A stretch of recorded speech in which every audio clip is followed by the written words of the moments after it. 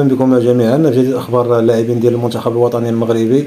بداية غادي تكون مع الحديث المؤسف والخطير اللي تعرض ليه اللاعب إلياس الشاعر. أخيرا القضاء البلجيكي صدر الحكم ديالو في الواقعة اللي كانت وقعت اللاعب إلياس الشاعر. إلياس الشاعر كان في واحد الخرجة استجمامية هو ورفقة مجموعة من الأصدقاء ديالو، وقالوا واحد الشنآن مع واحد السائق ديال الشاحنة. هاد السائق تصاب بواحد الحجر طائش. وكيقولوا ان الحاله الطبيه ديالو مازال يعاني منها حاليا جراء تلك الضربه. القضاء البلجيكي وجه التهمه مباشره للاعب الياس الشاعر والاصدقاء ديالو، وصدر الحكم ديالو بسنتين سجنا، منها سنه موقوفه التنفيذ وسنه نافذه، وغرامه ماليه كتبلغ 15,000 الاورو. الفريق القانوني ديال اللاعب الياس الشاعر تيقول بان ما كاين حتى شي دليل على ان اللاعب الياس الشاعر هو اللي قذف الحجر. باقي الاصدقاء ديالو الاول تم الحكم عليه بسنه سجنا نافذا، والثاني ب6 اشهر سجنا نافذا. اللاعب الياس الشاعر حنا كنعرفوا واحد اللاعب اللي رزين، واللي يعني من المستبعد انه يكون هو اللي قذف الحجر. ممكن يكون هو جزء من المشكل، ولكن ما يكونش هو اللي كان قام يعني بهذا الفعل. يعني بصراحه اللاعب من خلال المسيره الكرويه ديالو كلشي كيشهد ليه بانه واحد الانسان خلوق، واحد الانسان هادئ. يعني حتى في حاله ان كاع الا خرجت الامور على السيطره، لاعب محترف. وفاش وقعت هذه الواقعه اللاعب كان تيبلغ من العمر 22 سنه يعني، وكان معروف يعني وعنده واحد المستقبل كبير. لاعب حاليا كيتعرض لواحد الضغوط كبيره من بعض المنابر الاعلاميه كتقول ان ممكن تكون مجرد ابتزازات ماليه، بحكم ان تركيز الضحيه على الياس الشاعر، بحكم النجوميه ديالو، بحكم انه ممكن يستخلص منه الاموال. الفريق ديالو كوينز بارانجرز حاليا ما كيقول حتى شي تصريح يعني. بدل بواحد البيان قال ان الامور في يد القضاء، وانهم كيتسناو القضاء يقول الكلمه ديالو. حاليا اللاعب كيتسنى مرحله الاستئناف. الفريق القانوني ديالو تيقول بان اللاعب ما كاين حتى شي دليل كيثبت انه هو اللي قذف الحجر يعني. حاليا اللاعب ممكن انه يمسلك المسطره ديال التفاوض ويحاول يفك القضيه وديا.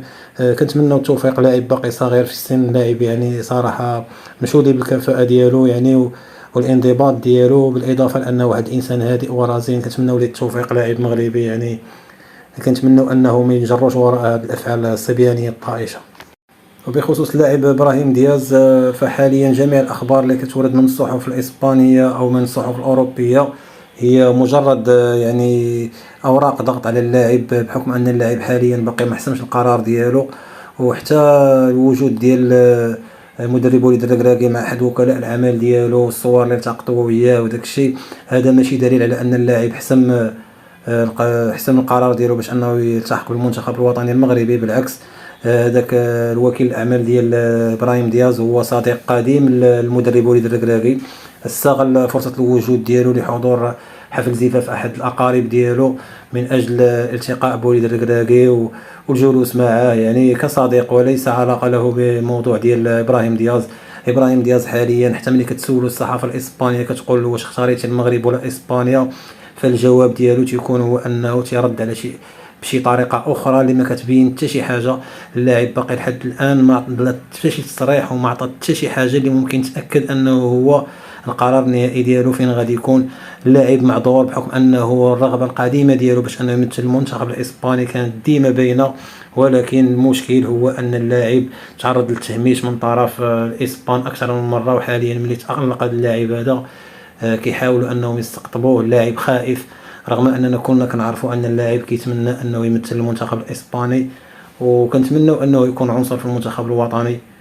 اما بخصوص اللاعب سفيان امرابط، فهو بصراحه تعرض لواحد الخيانه كبيره من طرف المدرب تين هاغ، بحكم ان اللاعب كانت عنده واحد المجموعه كبيره من العروض يعني في دوريات قويه، ولكن هو اختار انه يجتمع بالمدرب السابق ديالو تين هاغ اللي كان دربو ملي كان باقي اللاعب في الدوري الهولندي.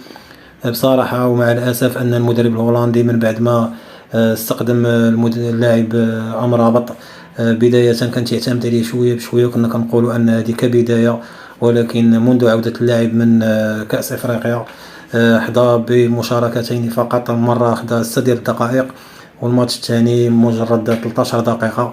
ولم يعتمد عليه. والأدهى من ذلك أن اللاعب في آخر مباراة اللي تعرضوا فيها للهزيمة من طرف فولهام ب2-1، فإن أمرابط لم يشارك في أي دقيقة وبقى في دكة البدلاء. بصراحة سفيان أمرابط يعني ضيع واحد الفرصة كبيرة، بحكم أنه كان متألق بعد العودة ديالو من كأس العالم، وكانت واحد المجموعة من الأندية اللي كتراهن عليه.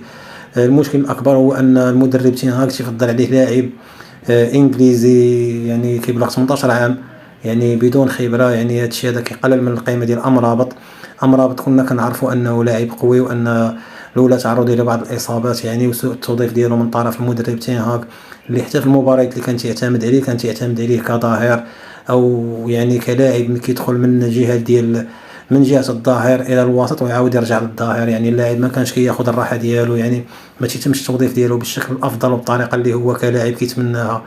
في البدايه كنا كنقولوا ان المدرب عنده كازيميرو، ولكن في الحقيقه ان المدرب هو كشخص يعني ما مقتنعش بالمؤهلات ديال امرابط، او كيظن عنده الخطط ديالو لا تنسجم مع اللاعب سفيان امرابط. كنتمناو ان سفيان امرابط يلقى واحد الانطلاقه اخرى في فريق اخر. هادشي اللي كيوقع للاعب كيأكد على ان فريق مانشستر ما غاديش يفعل بند الشراء ديالو للاعب. يعني اللاعب غادي يرجع في نهاية الموسم للفريق ديالو فيورنتينا، وكنتمنى ليه التوفيق والى اللقاء.